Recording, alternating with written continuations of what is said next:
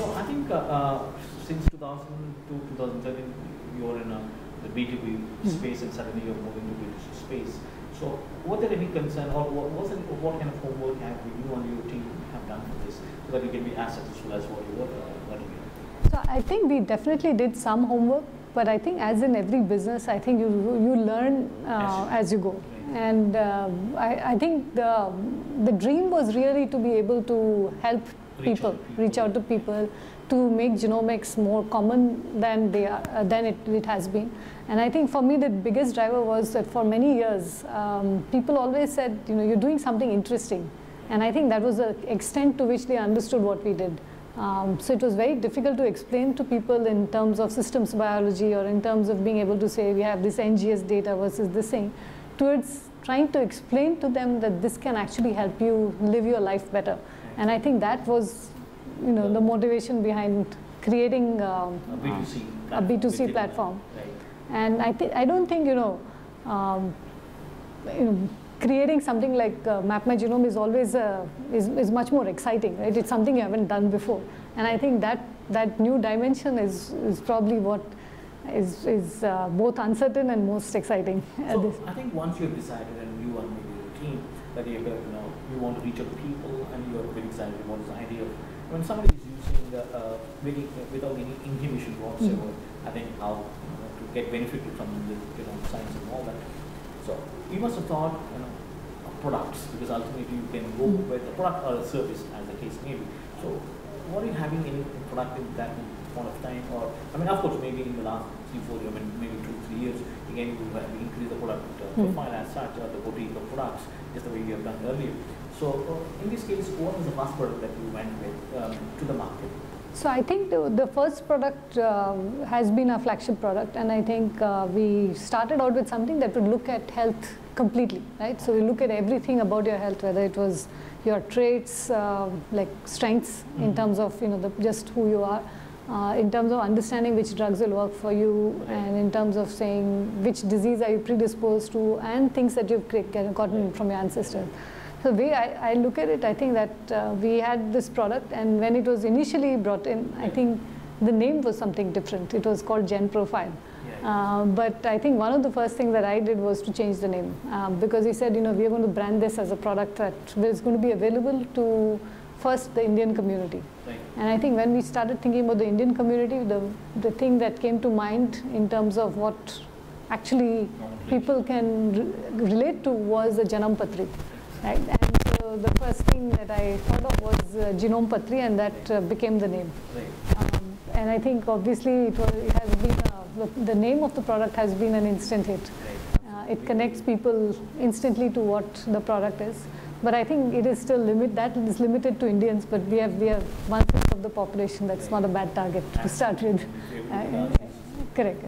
So I think that was the first product that we started with, and it still continues to be our flagship product. And so is it the front revenue generated for the Mapmygenome? It is, and it's just been 1 year since we begun commercial operation, and it was the first product we started with, and it's something that has been the main revenue generator. Very encouraging. It is. So for a product that is priced fairly high according to Indian standards, I think it has found very good acceptance. It costs 25,000 to do the whole thing. End to end. End to end. So it includes generic counseling. We now do 2 types of counseling. It includes actual recommendations in terms of diet, exercise, what kind of drugs will work for diagnostics and other things.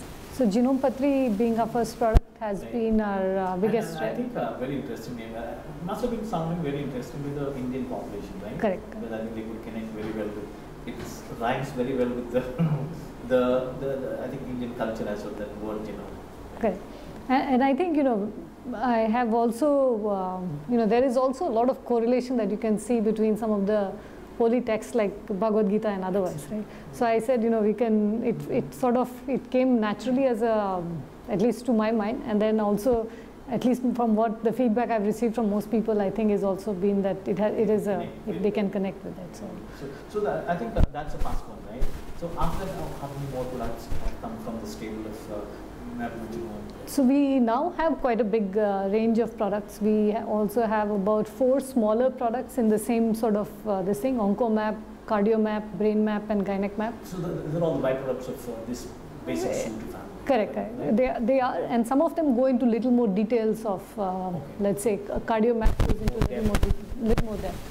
And then we have, we also came up with smaller products like Smart Sport and other products which will appeal to parents and other things.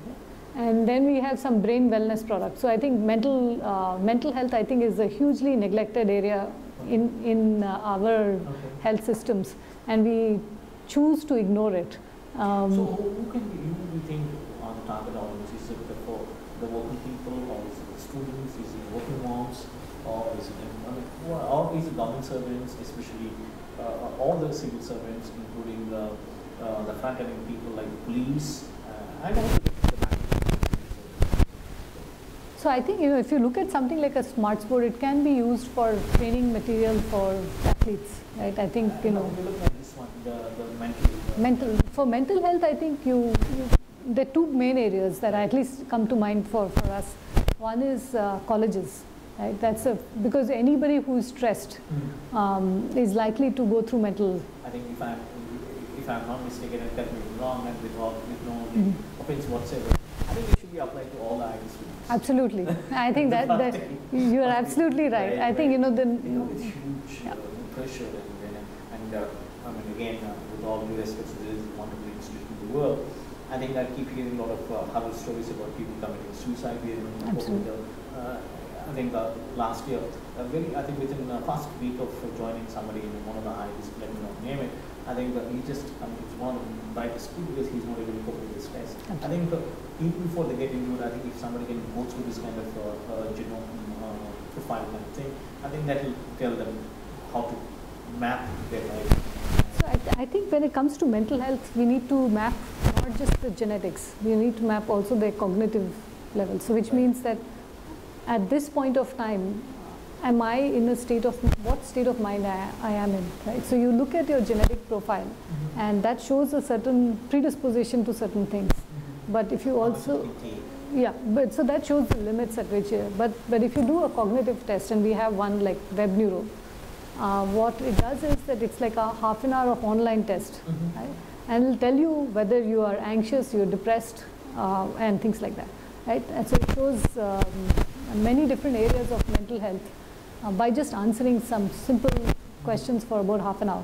And when you combine both of them is when you get the most value, right? Because this is your current state of mind, and your genetics is your permanent, predisposition. It's what you can be stretched to, right? So I think when it comes to mental health, you have to look at both, because the mind is very malleable, right? It is not going to be a fixed thing. Right? So even if you have a predisposition, you are likely to be able to, if you are not in your stressed, you are likely to trigger it. If you are not that stressed, if you have the right mechanisms of being able to counsel, you reduce the chances. So definitely IITs are. I think even I can share personally. I think what my daughter is going through. She's been going for IIT coaching right from 8th standard, and my second daughter, who is just 6th standard, in fact, she has already been baptized with the IIT mode and all that. So my elder daughter, who is into 11th standard right now, and for the first time in her life, we are put in the hospital right here in Hyderabad, by the way. In fact, that is one thing that I personally want to bring her here, and want her to take this kind of thing. Maybe some of us also. But definitely I want both of them, the kids, to take through this test, so that they can, personally, because that's something that we forward. But issues that I think these people, not because we are interested in her to get by, that. I think like you said, we said we gave her an option and she liked it, and then we said fine, as long as you enjoy, that's fine. And then the question that I keep asking is that do you also enjoy the failure? It's not the success is what we enjoy. But then failure, yes, I think all of us have to enjoy. But if you don't enjoy the failure, I think that's a question that I would like to ask as a parent. Do you also enjoy the failure? Because I will enjoy. Because I'm more interested in the journey than the destination. Exactly. That's fine. So the point, of course, she said yes. But then I know there's a peer pressure now. This generation, what I see is that more than self-pressure, that pre-pressure, because I think that somehow there's what do you call it? I think at some point this will become obnoxious because people are on the with the social networking kind of thing. So for even the small, at the top of the hat, they're taking very personally, and then they're taking very drastic steps. I think that's what I think we have heard in the last few years, especially last 2-3 years, especially the kind of press coverages, and how sad it has become. So therefore, I think that's one. I think the other thing is that the newly married couple, I think we have seen in India, in the last 2 years, I think the divorce rates have increased drastically because very young children, they're getting married and they don't have that the shock absorbing capacity at the top. So that's again, I think those are the people who need this kind of service. And definitely the third kind, as I see, are the people who have just started their careers and they want to become a CEO by 28, 29. Correct. I mean, so they put so much pressure on themselves because, like other sometime I was discussing, the way they define their success, the quote unquote, is too narrow and too myopic, and they want to hit the deck almost when I'm 30 age. They get retired hurt because after 30 they exhausted themselves. So I think it's a wonderful product, and then from all of us, we really compliment and really congratulate you and your team to think. I mean, again, I come back to what I said. I think it's very good way of democratizing how best and your own system, because in one way I think it's a mirroring exercise that the product is doing, right? So all the products definitely I think it's going to take you to, I mean, not just in India in a big way, but I'm sure the rest of the world as well, because I think some of the countries which show a large number of suicidal incidents are Japanese, and the other one is Chinese and Koreans especially, because there's a study which shows that wherever you have these video games being very popular, and that's where the children are showing a lot of suicidal incidents. And the first country in the world happens to be South Korea, because as I think the rest of the world is experiencing 4G at best now, these guys are already 6.5G already they're experiencing. So fast there. So that's one. So these products I think are all, like I said, I think the derivative of the bigger boutique that we have served. So are you planning any more products to? We've also started doing a lot of, so what has happened is in our journey, we started partnering with a lot of hospitals and other institutions. And in the middle of all of that, I think one of the things they all wanted was clear diagnostic products as well. So we do have now a range of other diagnostic products as well, right? So what GenomePatri and all, they're more about a predictive thing. It just shows you a predisposition. It doesn't say you have the disease, right? So this is not a confirmation of something that you have. But I think because for us the more valuable thing is the relationship with the consumer and the doctor, we decided to add on other products in that space. Right? Correct. Taking back from your feedback. Correct. So I think that is part of saying that if you want to help the consumer live a healthier life, what are the products that you will need, right? So it'll all translate back from the vision that you have, which is ultimately that is what you want to sell. Right. The products are a thing that you would sell to make that vision come true, right? So we've started now adding a lot of diagnostic products. Some we do ourselves, some we partner with, and we will continue to do that, right? So the idea is to make sure your customer is a happier customer and lives a healthier life. So I think again, correct me wrong if I'm wrong. So here I think clearly I can see two set of people who can be clubbed, who can be called as customer and consumer. I think the customer happen to be in this case the people who are going to recommend, who can be I think very critical in your value chain of reaching the customer. That's all your hospitals, doctors, or maybe diagnostic centers, etc. So they find if they can be called as a customer, the actual consumer is going to be the consumer, the retail consumer. So how important for you, or what's important to these people, the people from the medical community or diagnostic centers, etc., all the hospitals, etc. How important are they in your scheme of things? Because as I understand, as I get to hear, they're very critical to your success, so that they can reach out. Because at the point of purchase, or as it's called at the point of sale, their recommendation matters a lot. I mean, they recommend your products. I'm sure the customers, or the so-called consumers, will really appreciate. So, how important are they to your overall scheme of things for your success? So, I think they are very important, and I think we are at a point of time where, even that community needs to be educated. Right, and so it is a two. There are multiple hurdles that we have to cross. But at the same time, there are lots of doctors who are also, who understand this space, and they become your key important influencing doctors, right? And I think for us, that has been the first part of the journey in understanding this healthcare in this space. So I think now we are constantly this diagnostic and all that, I think which will enable you or your team to reach out to larger number of people. I mean, that also is, I think, your vision, so that you can make people live a healthier life and things like that. So how has been your success in this? Of course, it's just about maybe 2 years' time, but still, has it been encouraging? Has it been, when you had to, did you have to tweak some of it, things like that? We definitely, I think we've added new products. We've added products which are clear genetic markers and all that. So in terms of technology, it was something that we've done, right? It was in terms of... Was it completely indigenous, or was it... No, some of it we don't do ourselves. Some of it, the idea is that we will now, so we had the initial set of products that we are very strong in. But ultimately, I think, you have to focus on one thing, what is it that you want to create? You want to create value for the end consumer, right? And so if there are certain products that you may do yourself, I think it's perfectly fine. So the cognitive product that I talked about is not something we make ourselves. Right. Similarly, I think there are some products... It gets made on your behest, if I'm right. Correct. Right? Yeah. So in other words, I think if I can use with your permission word, it's all about co-creation value for the retail customer, right? The end customer. Yeah. It's about thinking about what the end consumer, what they need, and being able to create that portfolio of products that they can. So now let's look at actually the actual the retailing part of.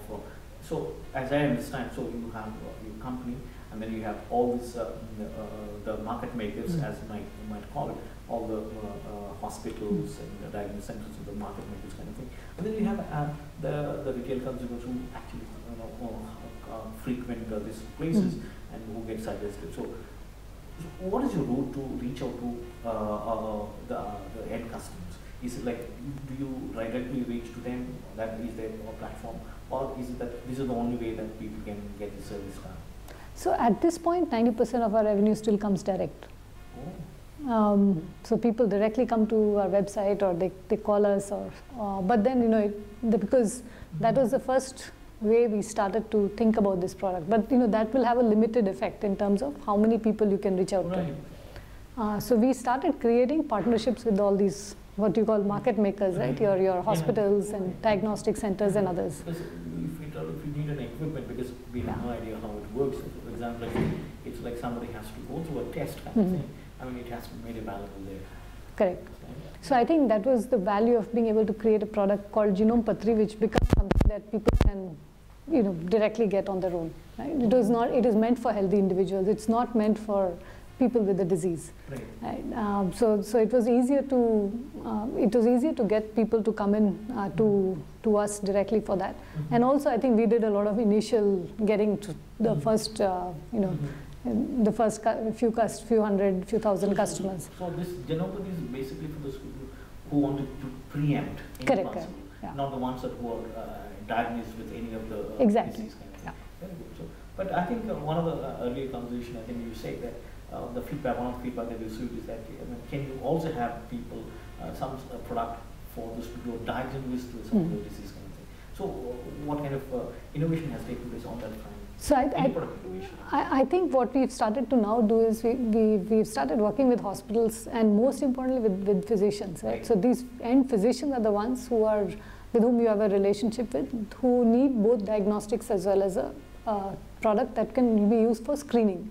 Right? So if for instance, a cardiologist gets a patient who has a clear diagnosis of something, they would need a product to diagnose that person, right? To help in the diagnosis. So that is number one. But the same patient now has a family that can be screened, right? So what you will do then is not to do then a diagnostic product, but then you would do a preventive thing for them, rest of them. And I think that's the model that will work. So if you do not have the diagnostic, it becomes difficult to get their first attention, because that's the need of the hour. But then the second need is to be able to make sure that not only one person, it's not just about the sick person, but it's also about the people who are potentially because most of these diseases come in clusters, right? Yeah. So what kind of challenges were you facing in terms of reaching, convincing these people? Because for them, maybe, correct me if I'm wrong, is that maybe some of these people might be coming out with the idea of, are they going to knock off? Did they look at you point blank, let me put it this way? Did they look at you as immediate competent, therefore they didn't encourage your services? No, I think on the contrary, I think the doctors have been quite excited about this. They think that this technology is here to stay, and it is going to help them. Right? So I don't think we saw it as a negative thing. There was definitely some fear of doctors themselves finding out things about themselves. But there were lots of other doctors who definitely wanted to do it for themselves and their families and everything else. Right? Oh. So it has been an interesting study, because you can see even doctors are of different kinds. Right? Just like they are also human beings, and they also come in different. So there are some doctors who would like to recommend it to their patients, but they would not do it on themselves. There would be other doctors who would do it on themselves first before recommending it to their patients. So how do you come across that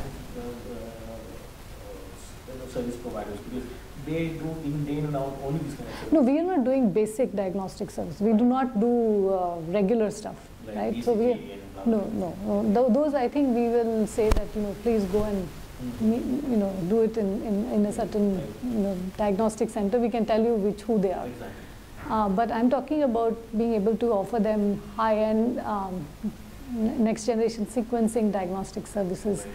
Or I'm talking about single gene disorders, right. Or things like that, right? Some things that we can definitely do all of them in-house, but the question is, do you really want to do when, so that's what I'm talking about. We definitely don't want to be in the analyzing, telling them their blood sugar and all of that. I think there are enough companies that do that. So our space is molecular diagnostics. Right? We will only be we are in that particular space. So I think coming back to the story of reaching out and getting part of it. So as I see, I think one of the critical components of success in this case is going to be the people who are going to front end the sales efforts. So how has been examined? I mean, what kind of people, what you're looking for, and what are you able to get those kind of people? Because it's not typical salesmen, who can just knock on the door of the doctor and say that, sir, I have a product here. I think it is basically, as I understand, it's so high-end product that somebody has to engage with them and then build a relationship, and therefore take it to the next level of actually getting the accommodation, your product being accommodated. So I think the kind of the talent that you require for the sales front is going to be, I think, one of the finest talent that you would be looking. It's not a typical sales force as such. So what were your experience in terms of sourcing this kind of talent and then making them as a foot soldiers for your company? What has been your experience? So I think that has been the most frustrating part, because when you look at the regular diagnostic sales people who are the closest in terms of the kind of people that you would think of, they are absolute disasters. Because I think or MRs for that matter, because they are very used to showing this is A, B, and C. Please choose, and this is what I'm going to do. This is this is how this whole thing functions. Right? What we need instead is people who can engage a physician and say, this is what it's going to. This is how it's going to help you. Right? And this is going to help you by giving them A, B, and C, and D examples, right. And by helping them. So in many ways, you are aiding the physician, right. To be able to do this thing, rather than it being a clear, obvious, right. Choice of saying, this is, I take a book and I show them what are the medicines I have, and right. Things like that. Right. And I think for that, I think it's a lot more concept and education than it is about selling. Right? And it is not about showing them a price list. It is about being able to say, this is the knowledge, these are the genes, this is what it does.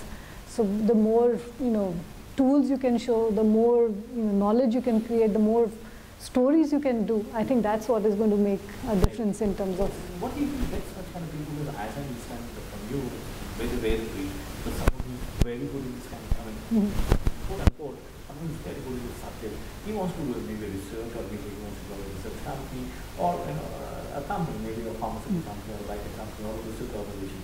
But then why would he or she want to be a sales guy? But at the end of the day, the profile will be same, but then he's actually doing something else. It's just not the sales part of it. As I see, I think it's very mature role of connecting the end consumer, in this case, with the company's database or the product, base that we have. So therefore, what I mean, in terms of what are you able to get such kind of? We do find some people. So it is definitely an area that we feel that we can create more such people by being able to train, right. So that there is certain essential, you have to look at the person, exactly. not at not at what they've done in the past, right? So you have to look at their aptitude for doing something like this. And two is knowledge, right? So if you look at somebody who has an MSc or a PhD in this space, they are more likely to be excited about it, right? So if you take those and then you finish them with little more knowledge, right. they are more likely to succeed, right. right? And I think that's the sort of people that we are looking at. We are saying we don't want to get, we don't want to see if you have 10 years of experience in selling, in being an MR. I think we've tried that and we have failed. So you tried that? We did try that. We did try that. I think because that's the first set of people that you that you have access to. I think just the way you have done research as a service in some of the back. I think you should invent something else. I think more than sales, and I think it's more of client engagement. I think we should stop using in this case sales than client engagement. I think that's more. I think that's happening from something. We actually call them genetic consultants. So that's more fanciful. Correct, because that's exactly what they're doing, right? They are not really doing a sales job because you've already created that. Right. You've partnered with the physician. You've not really, you're not just going there to sell a brochure, right? And so I think that's the difference that we're doing. How many such touch points are there with Mapmygenome in the country at the moment? Currently, we're still a small team, but I think we are planning to. The market makers are talking about. The market makers, we have about 40 partnerships, and some of these partners are big people, right? Big so hospitals. the big hospitals, the big chains. Hospital, I think I was reading about it, which almost where I think almost 40,000 patients treatment a day. I forget his name. I think North India, one of the hospitals that we have had a tie-up. I think that hospital gets patients. That's a big number. It's a big. So this 40 are spread throughout the country, right? Correct. Right. So what are your plans for them? Do you think that they're good enough, or do you think you have some number in mind so that? So I think we started with diagnostic centers. We moved to hospitals, but now we are moving to the actual source, which is the physicians. Right. And I think we've started working with about some physicians that we work with on a regular basis. Mm-hmm. And I think that's the area that we are looking to expand. So let's look at. That's one. So the physicians, I'm sure. So what kind of value proposition do you offer to them in terms of is it revenue sharing or is it you pay them consulting fee? So what is it? Because ultimately somebody has to give something. So I think with each of the hospitals we have either a revenue share or some form of revenue share in some ways, or a transfer price, right? So you would give them at a transfer price and then it. But do you see this one as a franchising model at some point? At some point, yes, I think. Because I think the only way to improve the scale, I think. So we do have distributors, right, which are sort of. We do have people who, individual small companies that are distributing this for us. Right? So they are somewhat like franchisees in some form. And the idea is that we can take this model and be able to, also I think for most physicians, at least that's the way that I have seen, is that we also do a lot of research projects with them. And I think that is the other advantage that both they get and we get, that we can offer something that will help them in their, credibility in research, in their own practice. And similarly, I think for us, we get something back in return. Right? I think unless it's a win-win for both sides, it's not going to work. So at the moment, as we're talking later part of 2014, how many products should we have in Mapmygenome? One with the basic one that we do. I think it depends on what you define as each product, because there are some that are small, and then we probably about 20-25 products. Okay. And this price range starts, if I'm right, from 1,000 to 20,000. Correct. Right. So I think actually about 500-600 for a TB test. Is it? Correct. Oh, okay. Sorry, I didn't know that. So, I mean, were you able to discover this price points on your own, or was it from market? On what basis were you able to discover this? So I think GenomePatri was initially priced at 40,000, but before market launch. Right. And I think we reduced the price because we realized this is the market. So what is the launch price? So, launch price itself? No, 25. We haven't changed. And since then we haven't changed. So I think it was the right price point for that market. I think people saw the value for money there. Correct. I think if it gets priced at 40 or higher, it becomes a little bit difficult for an average consumer to see value.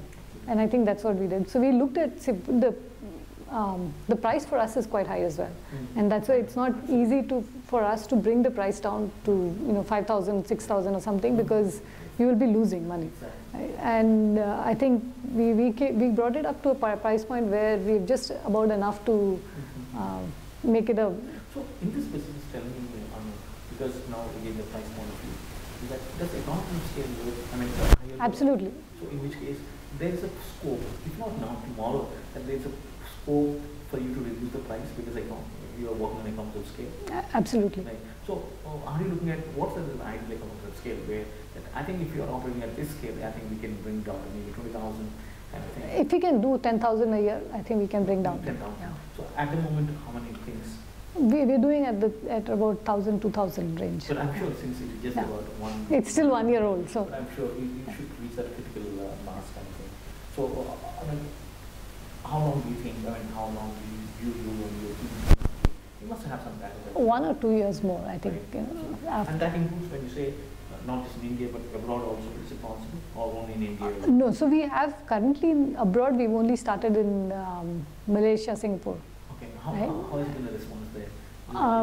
Actually, it's with the distributor, we're getting some, it's a lukewarm response, I would say, because I just went there once, never met anybody there. Right. But we do get samples. Right. So I think it is there, but I think we will see an increase in that. Yeah, we will build the traction. And I think we will try to go to other countries in this coming year as well. But I think the focus of this year will be on the first 5 cities that we want in India. So all the metros? All the metros. And we don't want to spread ourselves too thin, because I think we are still a small team. And even though it sounds interesting when people from every part of the world contact you, I think we need to do a good job with what we have. Exactly.